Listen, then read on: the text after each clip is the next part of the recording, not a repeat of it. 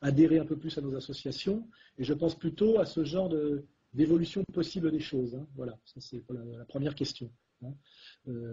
Deuxième question, sur la franc-maçonnerie.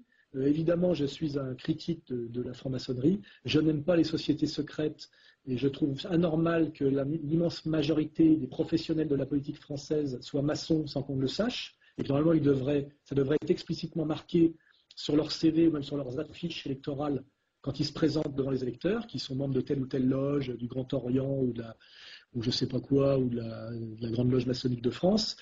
Il est absolument anormal qu'il y ait comme ça un clergé occulte de la République qui passe au-dessus de la tête des citoyens, c'est pas normal. Mais je crois, pour nuancer, que si aujourd'hui on parle autant de la franc-maçonnerie, c'est que parmi tous les réseaux qui existent, la politique n'étant que de la domination par des réseaux, c'est que la franc-maçonnerie classique telle qu'on la connaît est en déclin aujourd'hui.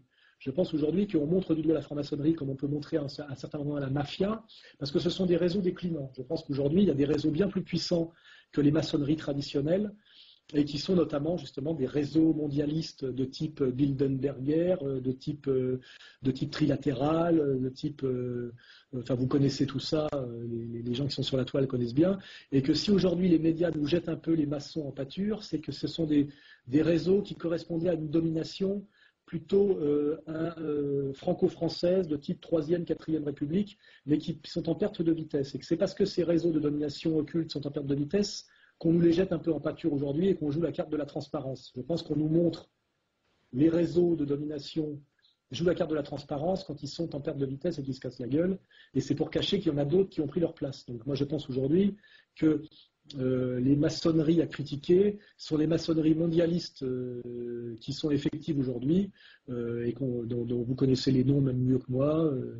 Trilatéral, Bilderberg, CFR, je sais pas, il y en a un certain paquet, qui font d'ailleurs, qui sont les maçonneries actuelles. Et pour en être un peu plus théorique, je crois effectivement qu'en politique, on nous parle des idéologies, le combat d'idées, on nous montre des personnages politiques. Ce qui est systématiquement occulté et ce à quoi les citoyens n'ont pas accès et souvent n'ont pas conscience, c'est la puissance des réseaux. Je pense que la politique, ce sont les réseaux. Et qu'on ne peut pas expliquer la politique autrement que par les réseaux. Et les réseaux, c'est ce qui est caché aux gens. Il n'y a pas d'histoire des réseaux, n'est-ce pas? D'ailleurs, quand j'en débattais récemment avec Toubiana, parce que Robert Ménard m'avait donné la parole, et je lui ai dit, voilà, il y a des réseaux en France qui agissent, notamment le réseau antiraciste, le réseau sioniste, etc. Il éclatait de rire en disant que j'étais un délirant complétiste, parce que lui-même était très embêté que je monte du doigt le réseau auquel il faisait partie.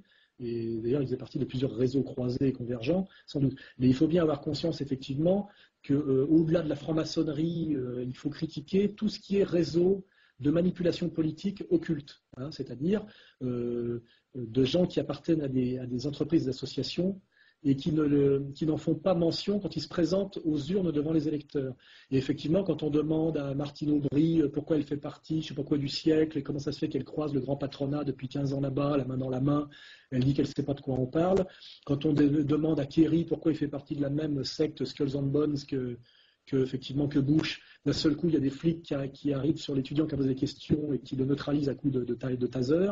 Effectivement, on voit bien qu'il y a des questions qui gênent, notamment sur la question aussi de la cérémonie du Bohemian Club, etc.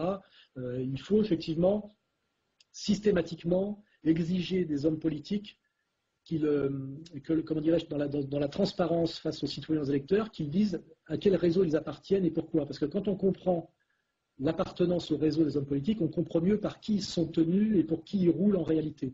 Et quand on reste au débat d'idées, on est toujours dans le petit bain de la politique et dans la naïveté de la politique.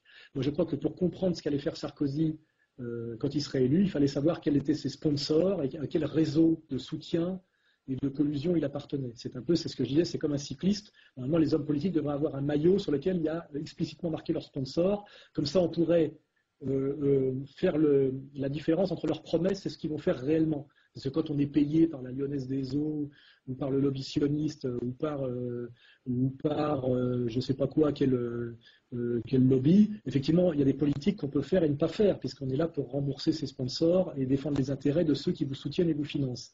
Et c'est là où il y a l'énorme mensonge, l'énorme non-dit de la politique, effectivement, c'est que les réseaux qui sont l'essentiel de l'explication de la montée en puissance ou de la perte de puissance des politiques sont systématiquement occultés et on ne découvre ces réseaux que quand ils se cassent la gueule. C'est-à-dire qu'on fait émerger les réseaux Pasqua et les réseaux africains de Pasqua parce que Pasqua s'est pété la gueule et que ce n'est plus lui qui a le pouvoir. Effectivement, il va au tribunal et on met à jour ces réseaux. Mais c'est parce que ces réseaux sont morts et qu'il lui-même est mort sur le plan du pouvoir politique. Donc ce qu'il faut, c'est s'intéresser aux réseaux actuels de ceux qui ont le pouvoir actuel. Et c'est là qu'est la clé de compréhension des actions politiques, des hommes politiques et des dirigeants politiques. Les hommes politiques ne tiennent pas les promesses qu'ils vous font, ils ne font pas un travail politique qui correspond à la sociologie de leurs électeurs, ils font un travail politique qui correspond à leurs sponsors et à leur réseau de soutien. Voilà. Et c'est en ça, effectivement, c'est la maçonnerie au sens large qu'il faut systématiquement mettre à jour, critiquer, et critiquer effectivement toutes les maçonneries, les réseaux maçons. Voilà. J'espère avoir répondu à votre question sans être complotiste de façon, je dirais, sérieuse et rigoureuse.